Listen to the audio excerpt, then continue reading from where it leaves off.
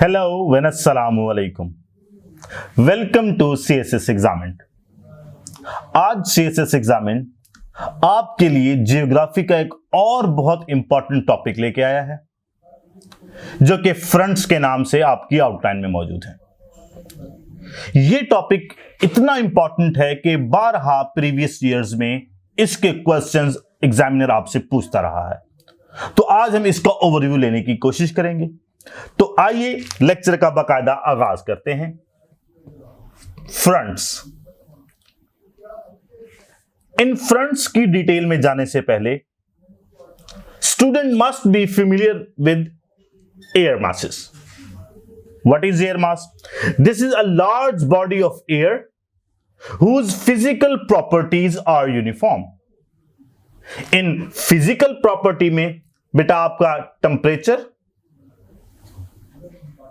आपकी ह्यूमिडिटी,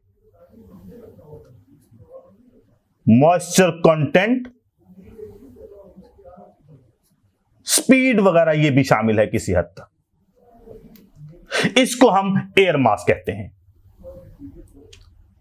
तो ये जो एयर मास है ये बेटा अपने रीजन से प्रॉपर्टीज गेन करता है, जैसे मैंने आपको टेम्परेचर, ह्यूमिडिटी वगैरह वगैरह, ये जो प्रॉपर्टीज हैं ये उसके रीजन के अकॉर्डिंगली होंगी।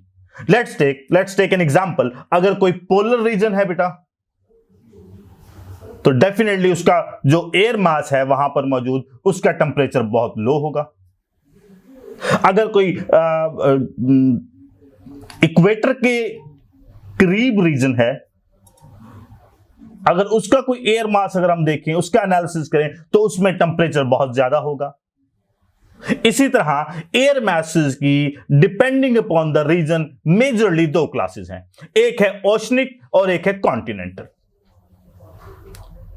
तो ये जो बेटा ओशनिक है that means over the region of oceans. अब चूंकि ये बेटा ओशन के ऊपर है तो इसका मतलब इसमें जो मॉइस्चर कंटेंट है वो भी बहुत ज्यादा होगा as compare to continental. Continental जिसे हम जो आपका कॉन्टिनेंट्स हैं उनके ऊपर जितने भी आपके एयर मैसेज बनते हैं, एयर मैसेज डेवलप होते हैं, उसके हिसाब से हमको कॉन्टिनेंटल एयर मैसेज कहते हैं। अब इनको डिनोट करने के लिए बेटा डिफरेंट किस्म के हम कहते हैं कि सिंबल्स आपके मौजूद हैं, डिफरेंट किस्म के आपकी अलामतें हैं, कुछ वर्ड्स हैं जो डिनोट करते हैं for the identification of different region. वो सिंबल्स कौन से हैं? सबसे पहला ट्रॉपिकल जिसे हम टी से डिनोट करते हैं, पोलर पी से, आर्टिक ए से, इसी तरह अंटार्कटिक है, वार्म है, मैरीटाइम है, कॉन्टिनेंटल है। ये डिफरेंट सिंबल्स हैं जो हम यूज करते हैं और डिफरेंट किस्म के एयर मासेस की आइडेंटिफिकेशन या उसके नोमेनक्लेचर के लिए हम इन्हीं वर्ड्स का इस्तेमाल करते हैं। Let's take an example. अगर कोई कॉन्टिनेंटल रीजन में है और वो एयर जो मैसेज है वो बेटा वार्म है, तो इसके लिए बेटा जो हम इस्तेमाल करेंगे दैट वुड बी CW। इसी तरह अगर कोई अंटार्कटिक रीजन में है तो उसको AA से जाहिर करेंगे। अगर मैरीटाइम ट्रॉपिकल है तो बेटा that would be denoted with MT। तो ये डिफरेंट किस्म के सिंबल्स हैं जो आप डिफरेंट बुक्स में या लिटरेचर में जब आप फ्रंट्स का टॉपिक पढ़ रहे होंगे तो ओवरऑल ग्लोब पे जिस तरह से एयर मैसेज की डिस्ट्रीब्यूशन है बेटा वो भी आपको बता दी जाएगी, वो भी इन्हीं सिंबल्स के थ्रू डिनोट की जाएगी।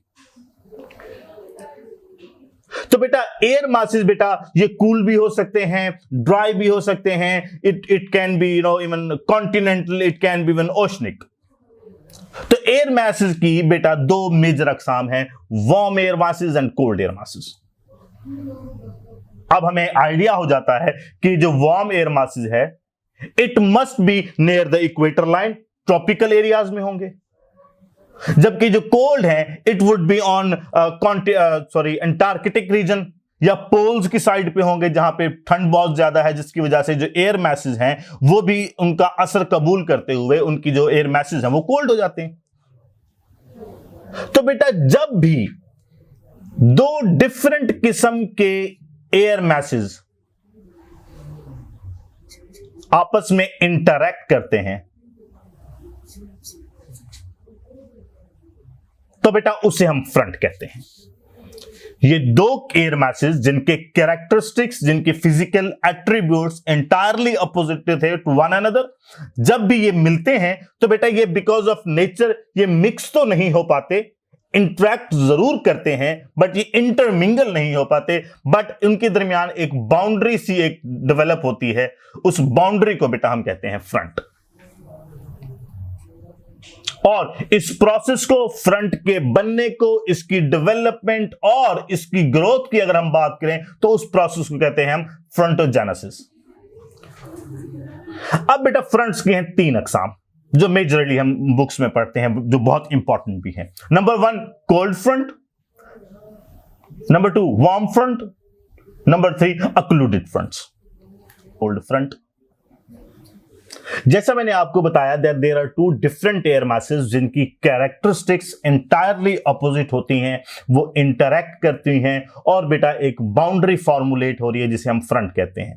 तो इसमें क्या होता है बेटा, जो कोल्ड एयर मासेस है वो बेटा अप्रोच करती है वार्म एयर मास को, और ये वार्म एयर मास जो है बेटा ये क्योंकि लाइटर होती है कोल्ड में और जाहिर है इसमें मॉइस्चर कंटेंट का भी एलिमेंट होता है, इसलिए ये हैवी होती है।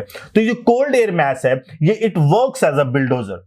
जैसे ही जाके वार्म एयर मास से टकराती है, उससे इंटरैक्ट करती है, तो बेटा ये वार्म एयर मास को अपवर्ड धकेल देती है, जहां पे वो जाके कुछ लम्हे के बाद स्टेशनरी हो जाती है, और जो कोल्ड एयर है वो वार्म एयर की तरफ मूव करती है, और as a result cold front आपको देखने को मिलता है। इसमें बेटा a bit steeper front observe करते हैं आप, और इस किस्म के रीजन में जहां पर भी ये कोल्ड फ्रंट बनता है बेटा उसमें प्रेसिपिटेशन भी यकीनन होती है। प्रेसिपिटेशन आप आसान अल्फाज में समझिए रेनफॉल। रेनफॉल को समझने से पहले आप ये बात समझिए कि जितने भी फ्रंट्स हैं बेटा, जितने भी इधर दैट इज कोल्ड फ्रंट और वार्म फ्रंट, उसमें बेटा आपके जो बादल्स हैं, आपके जो क्लाउड्स हैं, वो भी बेटा फॉर्मुलेट हो रहे होते हैं जो अल्टीमेटली आपके लिए बारिश का काज करते हैं। इसमें बेटा जो रेनफॉल होती है बेटा दैट इज वेरी हाई, और इसके नतीजे में जो क्लाउड्स फॉर्मुलेट होते हैं बेटा उनको हम क्यूमुलस कहते हैं। ये आपके पास एक बादलों की शेप है, बाज बुक्स में आपको ये राउंड भी देखने को मिलेंगे। नेक्स्ट है बेटा वार्म एयर फ्रंट, वार्म में क्या होता है, वार्म एयर फ्रंट में जो वार्म एयर मास है बेटा वो जाके इंटरैक्ट करती है कोल्ड एयर मास से, और ये जो कोल्ड एयर मास होता है बेटा ये स्टेशनरी हालत में होता है, ये हालत सुकून में होता है, और जब ये lighter warm air mass interact करता है कोल्ड एयर मास के साथ तो ये इसको ओवरराइड कर जाता है, और जब ये ओवरराइड कर जाता है तो बेटा a sort of slant front बनता है, ये स्टीपर नहीं होता, और इसके नतीजे में जो बादल बनते हैं वो बेटा वो बहुत लो प्रेसिपिटेशन करते हैं,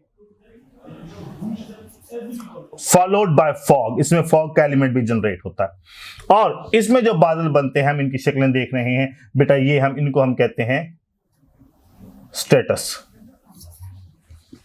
ये बेटा उनकी डायग्राम्स हैं। कोल्ड वॉर की ड्यूरेशन के लिए बेटा ये एक स्टीपर होता है और उसके ऊपर स्मॉल ट्रायंगुलर्स होती हैं, जबकि वार्म एयर फ्रंट में बेटा ये स्टीपर नहीं होता बल्कि स्लैंट होता है और इसमें सर्कुलर होता है। ये बेटा दो फ्रंट्स हमने पढ़ लिए। Next one is occluded fronts. Occluded fronts बेटा तब फॉर्मुलेट आते हैं जब ये कोल्ड एयर मास और वार्म एयर मास आपस में एक दूसरे के पैरेलल पोजीशन में आ जाए, जैसे कि हम कहते हैं साइक्लोन्स में जिस तरह से होता है। जब ये साइक्लोन का चैप्टर हम पढ़ेंगे ये मजीद डिटेल उस वक्त भी पढ़ लेंगे। तो साइक्लोन में जब हम देखते हैं कि warm air mass and cold air mass आपस के एक दूसरे के पैरेलल होते हैं, ये इंटरैक्ट नहीं करते। और इसमें भी क्या होता है, इसमें भी आपकी जो कोल्ड एयर है और जो वार्म है, जो कोल्ड एयर मास है, वार्म एयर मास है, वो इंटरैक्ट नहीं करते, एक दूसरे के पैरेलल पोजीशनिंग में आके एडजस्ट हो जाते हैं। और इसमें भी जो वार्म एयर मास है वो अपवर्ड होती है और कोल्ड डाउनवर्ड होती है।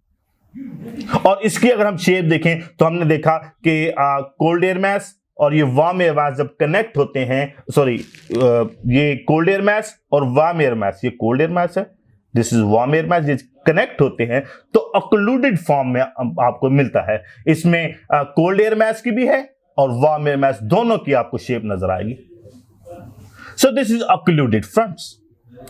तो ये बेटा आज हमने जनरल किस्म का ओवरव्यू पढ़ा। इसकी जो मजीद डिटेल्ड वर्जन है वो हम अपने रेगुलर क्लासेस में आप लोगों के साथ शेयर करते रहेंगे।